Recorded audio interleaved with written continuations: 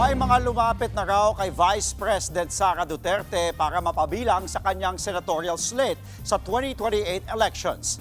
Aniya sa frontline sa balita si Bril Montalvo ng News 5, Mindanao. Apat na personalidad, yan raw ang lumapit kay Vice President Sara Duterte para mapabilang sa kanyang senatorial slate sa 2028 elections. Pero hindi muna sila pinangalanan ng bise. Meron.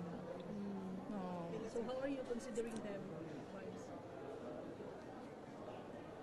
Allergic ako sa mga politiko ngayon. So, i-consider lang nila ako. So mga ilan sila including attorney?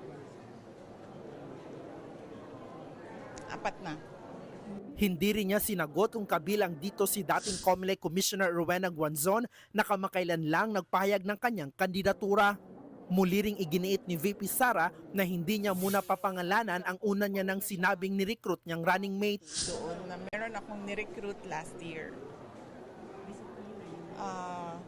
But hindi pa siya nag-decide kung tatakbo siya for Vice President or hindi. So, antayin na lang natin yung desisyon niya. Huwag na lang natin siya guluhin.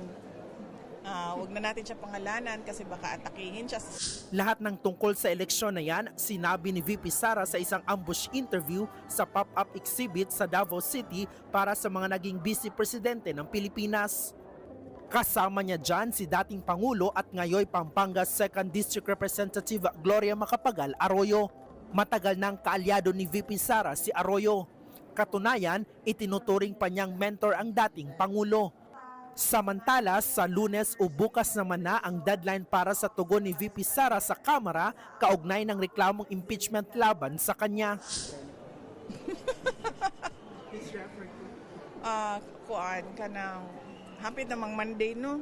Mawato na to kung mag-file ko, dili. Antay na lang sila na mga tiga House of Representatives. Nagbabalita mula sa Frontline, Bril Montalvo, News 5, Mindanao. Mga kapatid, Andre Felix po, iba na ang may alam at may pakialam sa panahon ngayon. Para po sa tuloy-tuloy na balitaan sa Frontline kahit weekend, mag-follow at mag-subscribe na sa social media pages ng News 5.